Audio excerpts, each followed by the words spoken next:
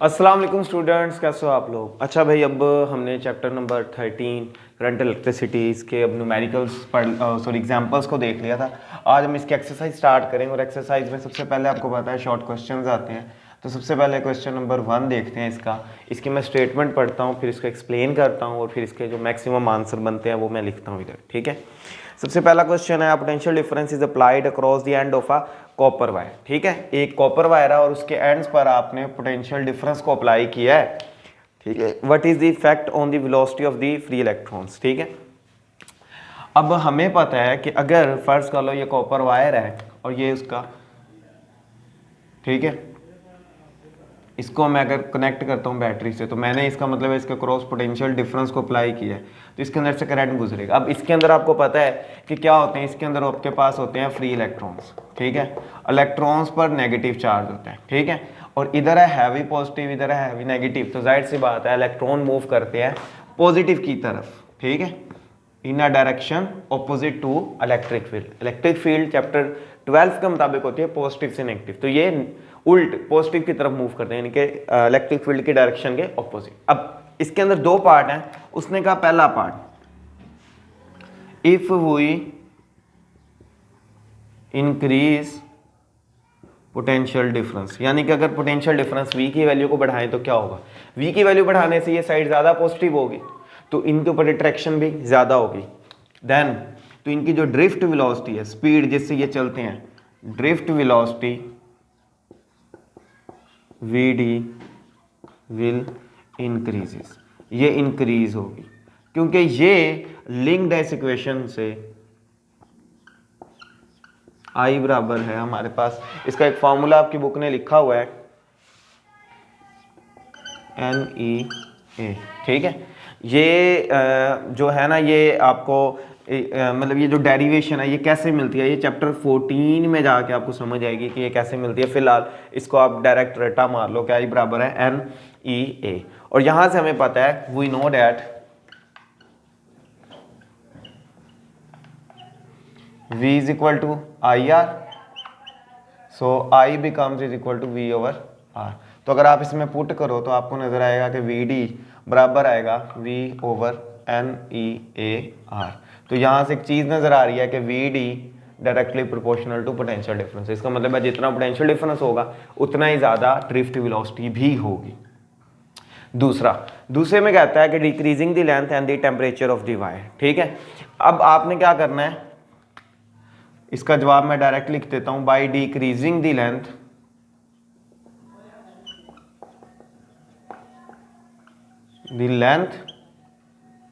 And temperature. चाहे length कम करो चाहे टेम्परेचर, दोनों केसेस के अंदर the value of R decreases, R की वैल्यू डिक्रीज होगी क्योंकि आर जो है वो डायरेक्टली है लेंथ के और आर आल्सो डायरेक्टली है टी के। लेकिन अगर इधर इस इक्वेशन के अंदर आप देखो VD ओवर NEAR, इस आर की वैल्यू अगर कम होती है, क्योंकि ये कम होगा तो ये कम होगी, आर की वैल्यू कम होगी तो ड्रिफ्ट वेलोसिटी क्या करेगी, the value of R decreases and VD drift velocity increases, drift velocity की वैल्यू बढ़ेगी। ठीक हो गया, ये था क्वेश्चन नंबर 1 की कहानी। अब आ जाओ क्वेश्चन नंबर 2 को। ठीक है, क्वेश्चन नंबर 2 देखें।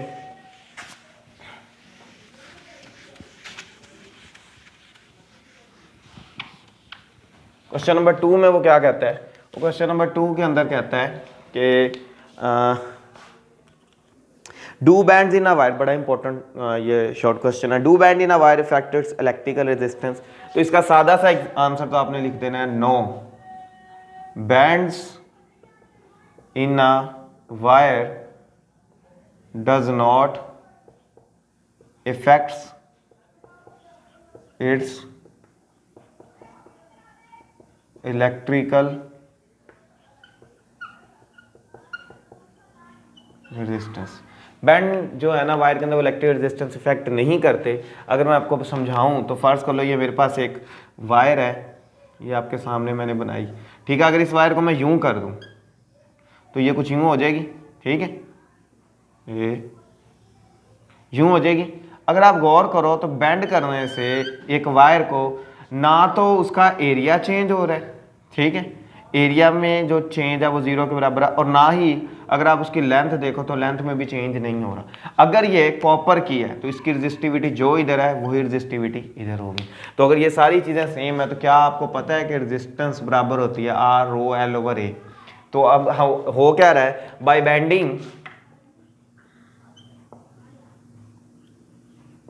Bending neither the length nor the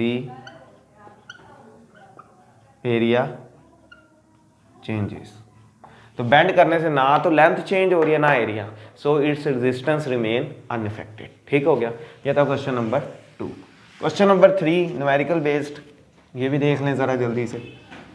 question number 3 देखें।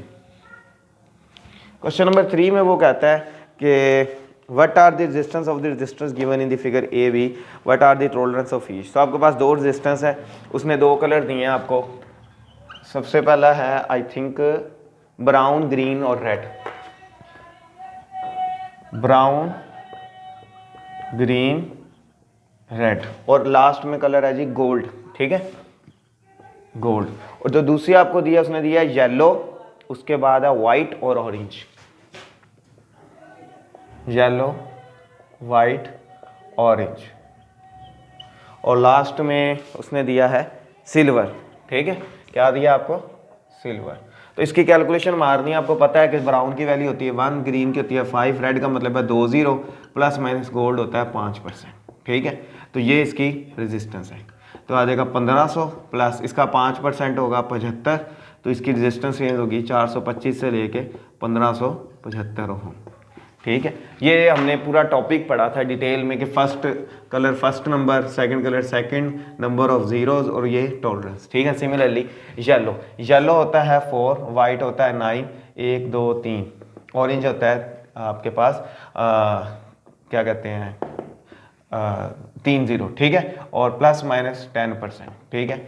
ये इसकी रेजिस्टेंस होगी 49,000 प्लस माइनस 4900, ठीक है। इसको एक बार इसमें से माइनस करोगे एक आंसर आएगा, ठीक है। उसके बाद इसको एक बार इसमें प्लस करोगे तो एक आंसर आ जाएगा। तो ये इसकी आ जाएगी फाइनल रेजिस्टेंस। मैं देख लेता हूँ क्या बुक ने इसे सॉल्व किया हुआ है मज़ीद। 10%, तो नहीं, ये बुक ने आगे सॉल्व नहीं किया हुआ, बस 49,000 में से 4900 को आपने एक बार माइनस करना है एक बार प्लस करना है, तो ये रेंज बन जाएगी, ठीक है। ये आसान है, न्यूमेरिकल बेस था आपका क्वेश्चन था। उसके बाद आ जाएगी क्वेश्चन नंबर 4 पे। क्वेश्चन नंबर 4 देखो। क्वेश्चन नंबर 4 में वो भाई साहब कहते हैं कि why does the resistance of conductor rises with temperature, ठीक है। As temperature increases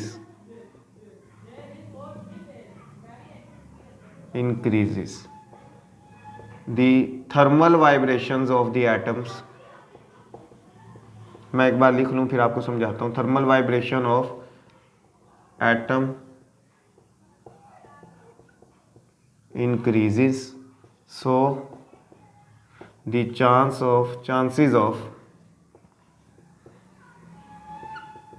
collisions also increases,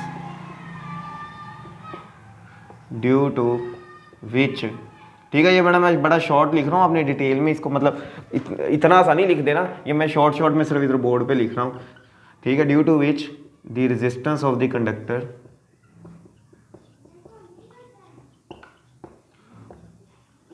conductor increases, जिसकी वजह से कंडक्टर की रेजिस्टेंस भी बढ़ती है। अब होता क्या है कि अगर ये आपके पास कोई भी कंडक्टर है तो इसके अंदर आपको पता है एटम्स होते हैं।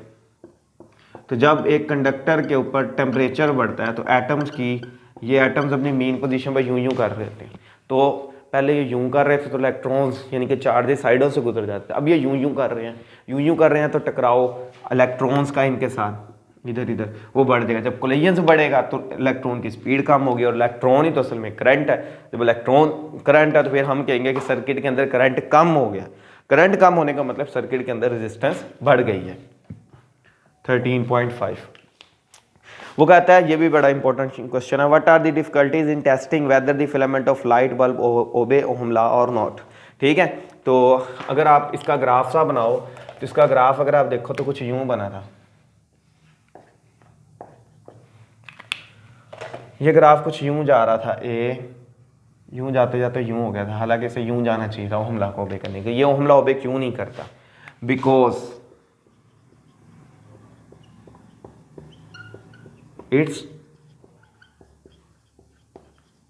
temperature began to increases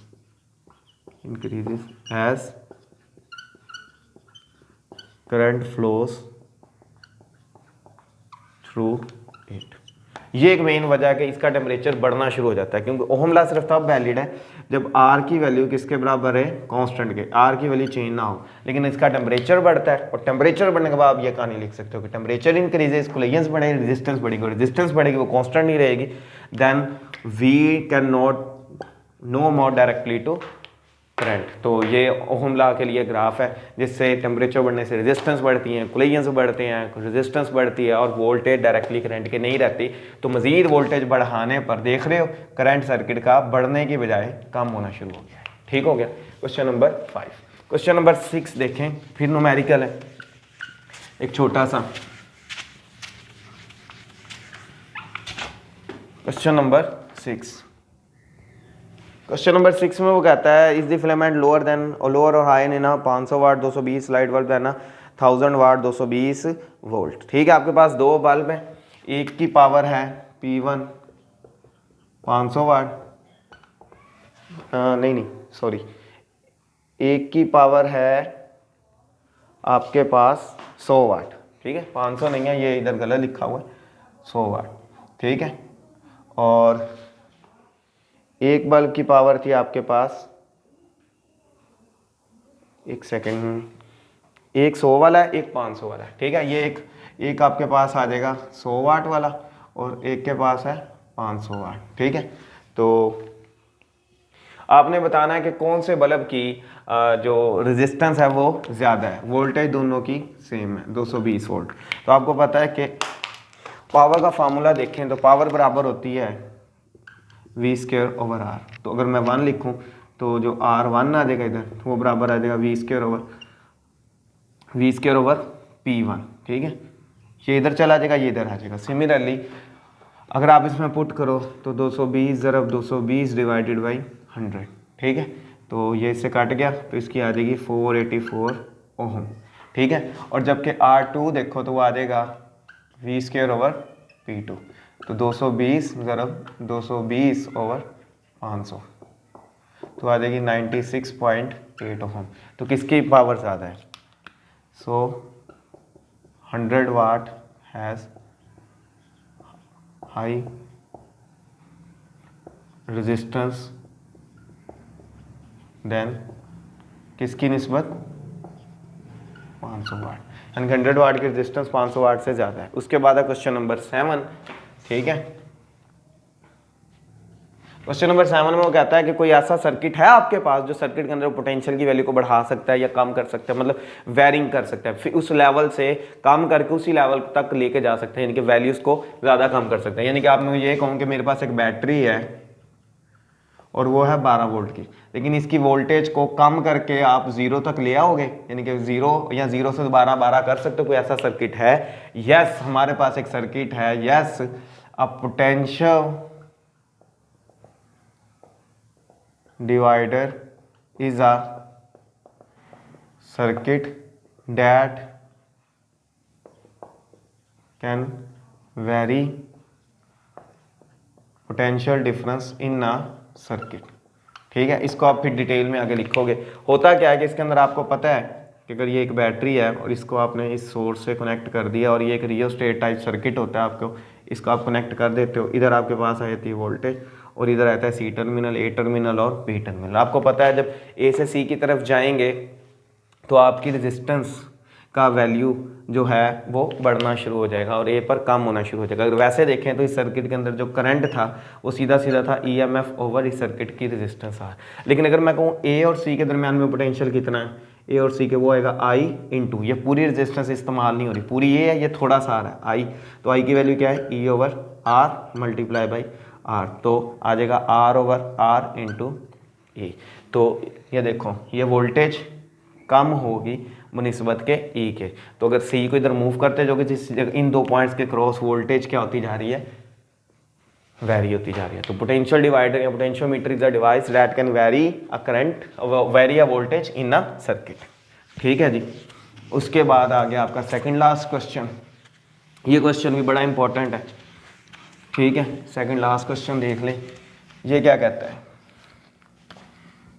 13.8, ये कहता है कि explain why the terminal potential of a battery decreases when the current through the circuit is increases. ठीक है, अब हमें पता है एज मोर करंट, इसको मैं भी लिख लूं फिर आपको बताता हूं, more current is drawn from the circuit then a drop of potential across the internal resistance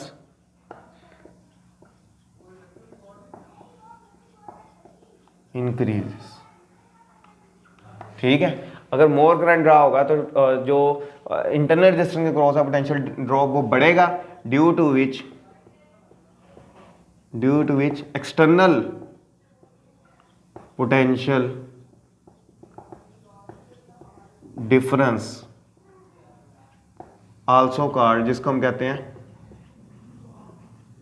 terminal potential decreases, जिसकी वजह से वो टर्मिनल पोटेंशियल कम होना शुरू हो जाता है। हमें पता है कि जो VT है वो बराबर है EMF minus I into R. ठीक है, और इसकी मैं डायग्राम बनाऊं तो डायग्राम के अंदर आपको पता है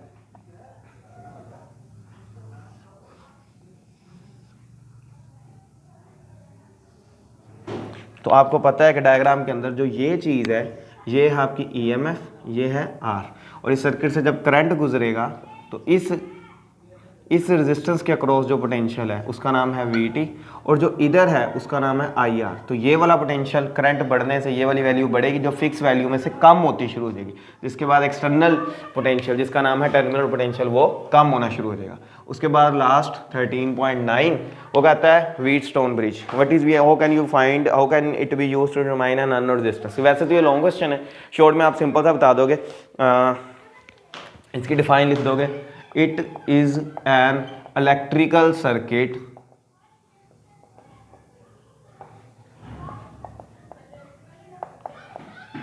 that is used to find the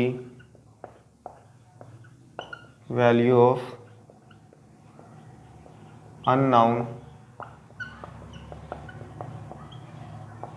resistance in a circuit. एक सर्किट के अंदर अननोन रेजिस्टेंस को कैलकुलेट करने के लिए ये इस्तेमाल होता है। अब इसकी अगर आप देखें कि ये काम कैसे करता है तो इसके अंदर क्या होता है कि इट इज अ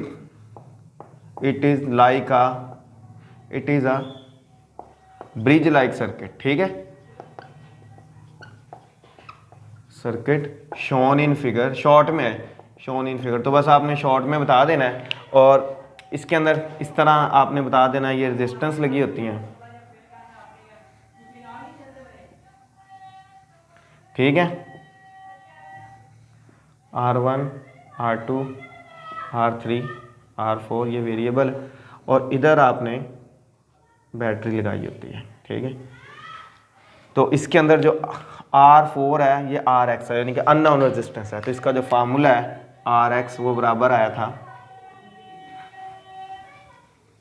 वो हमारे पास किसके बराबर आया था, ये वैसे तो डायरेक्ट कैलकुलेशन में है, R4 बराबर आया था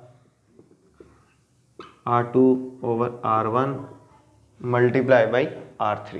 ठीक है, R3 R2 ओवर R1, हाँ ठीक है, मल्टीप्लाई। तो इसके अंदर ये हमें पता होती है, ये भी हमें पता होती है, क्योंकि ये दोनों होती हैं फिक्स।